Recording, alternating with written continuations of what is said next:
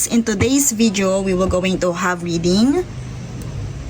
So, this love reading is i-inquire natin kung magre-reconcile pa ba, kung hanggang saan pa ba yung relationship or yung tatakbuhin ng relationship ninyong dalawa or ng yung person. Okay, so ang mangyayari, hahatiin natin ito by part, kung ano yung mga i-inquire natin. So, lalagyan natin by part. Dito sa part 1, ay titingnan natin kung nandun pa ba yung reconciliation. So, let's see the energy first. So, ito yung ating deck for Twin Flame. Tingnan natin kung magre-reconcile pa ba or yung stages ng kanilang relationship or connection, kung ano pa ba ang next sa dalawang ito.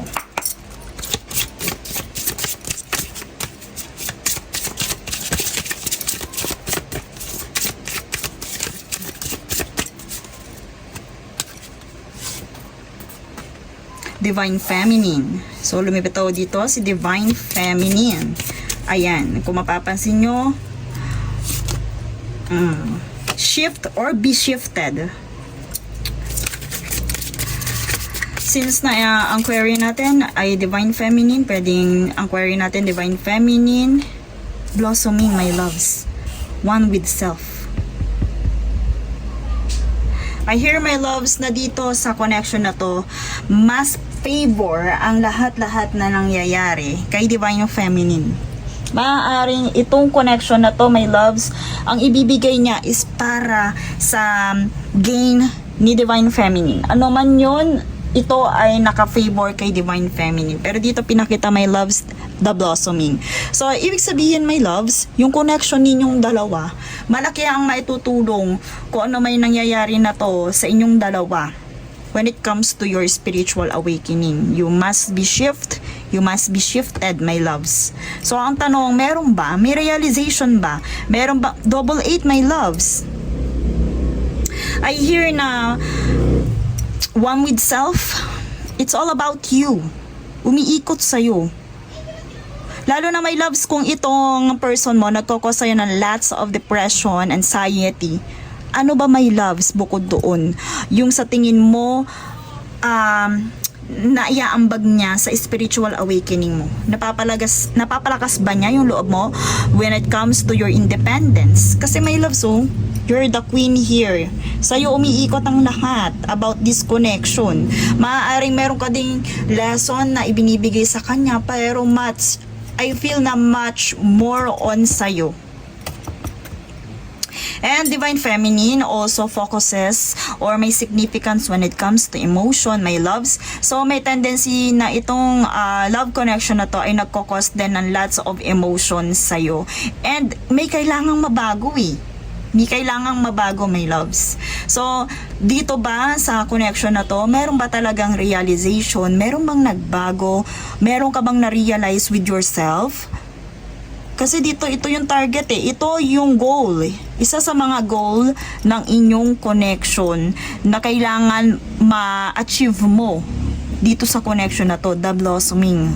One with yourself, the awakening, parehas, my loves. So, halimbawa, before, parang hindi mo, before sabihin natin hindi mo masyadong sineset aside ang iyong sarili, or before sineset aside mo yung sarili, and nung nakilala mo yung taong to, yung person na to, after so much realizations and learnings, ay na-realize mo or natutunan mong mahalin ang iyong sarili. Kasi itong blossoming na to, hindi ubrang walang magbabago, walang positive na impact sa'yo itong relationship na to. So, since na ang ating tanong kung meron bang reconciliation, ano ba ang mangyayari? So, halimbawa, kung ang inyong stages right now is, kasi this part 1 is for reconciliation. Kung may magre-reconcile pa ba, so maaaring kayo ay inseparated physically, maaaring kayo ay in separation mentally or emotionally. So, dito, my loves, merong magbabago. iyon ang sagot doon. May pagbabagong magaganap. And since na one with yourself, my loves, I hear na independence. I also hear na since na sabihin natin, ang kailangan dito is ma-realize mo yung independence. Learnings, my loves, with the karmic, or sabihin natin, kung ano yung mga karma na kailangan mong ma-realize. Pwede din ganun kasi with the 8, my loves, so much learnings.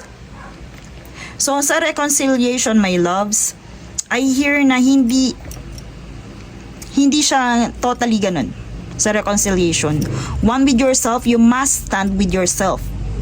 Blossoming, you must stand with yourself with a positive impact with yourself, my loves. Yun ang nakikita natin. So, let's confirm kung yun ang ipapakita sa atin. Kasi dito, my loves, one with yourself, you must amplify, you must resonate the independence here. Kung sa reconciliation, kung itinatanong mo, kailangan bang makipag-reconcile? Iniintay ka na lang ba ng person mo mag-reconcile? I feel na hindi, my loves, kasi one with yourself. Let's see. Okay.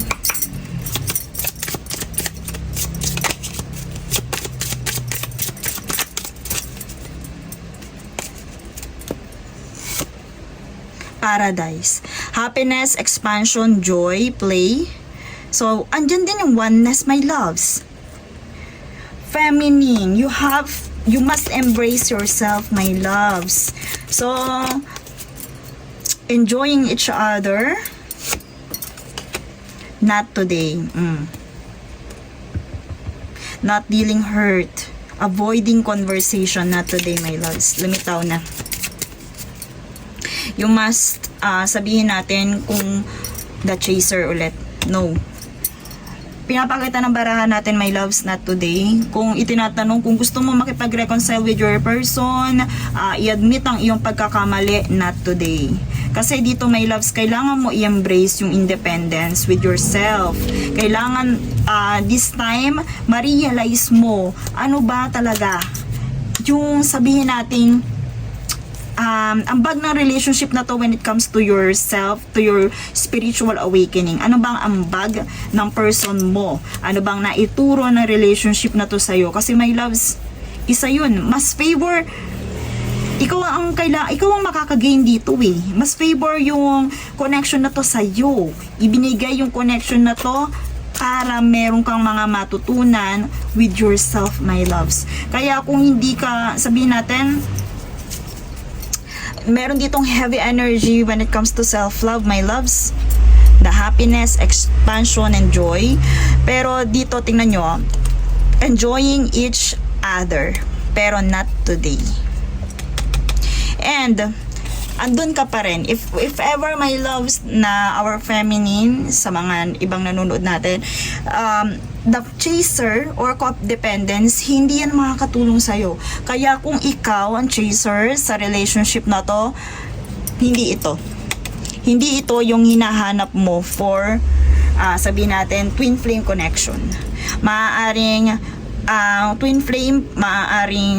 from twin flame, bigla kayong maging karmic because hindi nahihil yung pagiging chaser. Kasi dito ang kailangan mo sa connection na to, maipakita mo independence mo, maipakita mo yung pagmamahal mo, blossoming with one yourself or with yourself. One with yourself. Kailangan mapanindigan mo yung sarili mo, whether nandyan yung iyong person or wala. Yun ang pinaparealize sa'yo ng connection na to, my loves.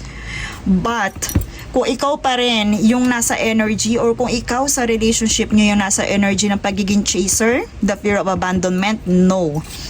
Not today, my loves.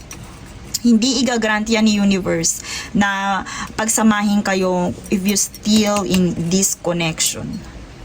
And sabihin natin kung makikipag-reconcile ka ba, no. Spirits are telling you, itigil mo muna yan. You must have boundaries with that You must avoid the conversation na ikaw yung mangunguna, my loves. Kung meron kang mga recent na conversation, enough na yun. Huwag, ito iwasan mo, my loves eh. Walang blossoming when it comes to chaser. Hindi mo kailangang habulin yung taong ito because again, lahat ng nangyayari sa relationship na yan, it's because of the queen or the feminine energy. Kung hindi ka nag-heal, my loves, ulit-ulit yung mangyayari sa connection ninyo. The two, my loves, kailangan ma-realize yun ni Divine Feminine. Yung spiritual connection, my loves. Kasi may tendency talaga yan, napalibutan ng 8-8, yung 2-2. Learnings, my loves, kung walang malo-learn, itong connection na to ay mapupunta as your karmic. Kasi ito yung ginagawa or ito yung naging fruit ng connection na to. So you must avoid that my loves, and let's see more. Let's see more clarifier. Kasi dito, my loves, lumitaw na eh. Kung tinatanong mo kung ano pa ba ang meron, kung kailangan mong makipag-reconcile, no. Yun ang lumitaw, my loves. It's a no. Kailangan ma-practice mo dito yung sabihin natin, ma-avoid mo dito yung pagiging chaser because you have to practice one with yourself. You have to bloom on your own.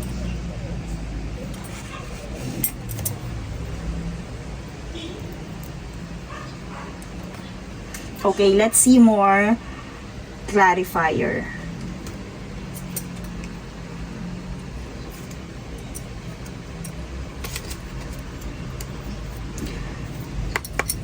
So, inano natin yung reconciliation. So, kung nagtatanong ka kung kailangan mo makipag-reconcile, it's a no. It's a no, not today. The moon. Emotions, full of emotion, my loves. Lumitaw ulit yan. Confirmation, my loves, na there's a heavy emotion in this connection. Change na naman. Shifted, my loves. So, shifted and change, transition, and movement. My loves, kailangan may mabago. Meron talagang mabago. Kung ano man yung sabihin yung paparating na changes, wag mo siyang pipigilan, wag mo siyang kukontrahin. Merong kailangan magbago, my loves, with this movement transition. May kailangan magbago sa status or sa connection ninyong dalawa. And that's the key. Okay? So, dito, my loves, sabihin natin, kailangan yung kindness, and sabihin natin yung kindness. Are you being harsh with your person or with yourself? With yourself. You have to be kind with yourself, my loves. So, since lumitaw dito yung parang, alam mo yun, maaari yung higher self mo, yung mismong nananawagan in this reading. Napapabayaan mo ba yung sarili mo right now because of this connection? Kasi siya na mismo ang sabihin natin magbubulong, or siya na mismo yung maghahatid. Sabihin natin, pwede din dun sa soul connection na to, doon sa person mo na hindi dapat nangyari to. Because of this, lumitaw naman to, be kind with yourself, my loves. So, let's pull nga, kung ano talaga yung, kasi, I hear na yung higher self mo, alam mo yon, yung siya na yung tumatawag nito. Siya na yung tumatawag. If ever din na hindi mas harsh ka or hindi ka kind sa yung person, it's time na rin, my loves. Pwede din na ikaw ay masyadong mahigpit. Pero yung kindness, my loves, lalo na sa sarili mo, wag mong ipababayaan. Wag mong isa-set aside, kasi sa mga ganyan, my loves, your higher self, your guidance, sila yung talagang, alam mo yon, gagawin nila ang lahat. Kasi hindi iyon yung nasa future mo. Alam mo yon, yung gagawin nila lahat ng mga bagay para sabihin natin mabanish ko ano may pwede maging blockages o maging reason. Okay, dance movement, napansin, andyan na ulit ang movement, read my loves. I hear na merong mga stagnant energy, my loves. You must do it para i-express mo yung kindness with yourself, the dance, the movement. Kung hindi ka pwedeng magsayaw, kung hindi ka pwedeng gumalaw-galaw, my loves, you have to shake it off. I also hear may mga negative energy na nakakapit sa'yo na kung saan is sabihin nating nabablock ka dito sa pagiging ito sa energy mo na to. So kasi yung kindness lumitaw dito, my loves. If ever na meron kang self-love right now, na i-express mo bang mabuti yon, pwede din, my loves, I hear na pwede din nakakasakal ka sa yung partner because of being chaser. So para mas okay ang lahat, my loves, you must stop this one. You must stop to being a chaser. You have to have or to give some kindness with yourself and with others. Ground yourself, my loves. Kung nare-realize mo na may mali sa'yo, continue to ground yourself. And ito heavy emotion, my loves. I hear sa pagiging heavy emotion, masyado mong iniisip itong connection na to. Pumunta ka sa ibang dimension. You read, my loves. Pero dito yung movement, may stagnant energy talaga.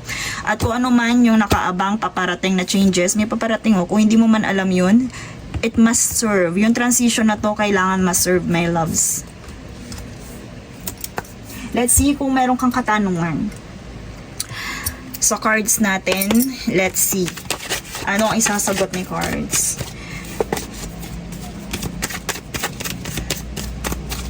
So, kung ang tinanong mo, yes, yun nga. Kung kailangan nyo bang mag-reconcile, kung kailangan mong makipag-reconcile, dito pa lang sa reading, it's a no na, my loves. And still, it's a no. Hangman, my loves, you must pause. Wag muna. Kung binabalak mo mag-approach, wag muna, my loves. And pwede din ito ay feeling trap. Pwede din, my loves, na ito ay incorporate din sa yung person na ang person mo ay feeling trap right now, hindi niya alam kung anong gagawin, feeling confined right now. Pwede din ito ay nararamdaman din lack of direction na yung person. Pero yun nga, kung sa pakikipag-reconcile, kung iniisip mo na makikipag-reconcile ang person mo, it's a no, not today. At kung iniisip mo na magre-reconcile ka din, makikipag-reconcile ka din sa yung person, it's a no. Ano pa? Let's see more. Maybe pa. Still, tingnan nyo, yung sa decision, hindi din alam. Kung tinatanong mo kung buo na decision, lack of direction yung person mo. Kung kayo ay in separation right now, emotionally, physically, hindi niya alam kung bakit, hindi niya alam kung saan siya patutungo, hindi pa niya alam. Yung decision niya, alam niyo yun, hindi pa ganun ka-sure. There are, sabihin natin, stressful when it comes to decision. Stressful energy when it comes to decision. Nandun din yung sabihin natin, being torn. So, lumitaw din dito, my loves. When it, teka, wait nga. Kasi being torn to it's a no ulit, my loves. Delayed. Patience needed here. Okay. So, dito, my loves, the plan, nandun yung delayed, my love, delays, nandun yung delays, my loves. And, itong person na to, tama, don't get drawn into arguments. Huwag mong kausapin. Huwag kang makipag-reconcile. And, sabihin natin, maaaring ikaw or your person, nandun yung pagiging torn between decisions. Kung may loves, nakakaramdam ka din niya yung person mo is sabihin natin hindi pa nga ganun ka-decided sa mga changes na gusto niyang mangyari sa buhay, my loves. Nandito yung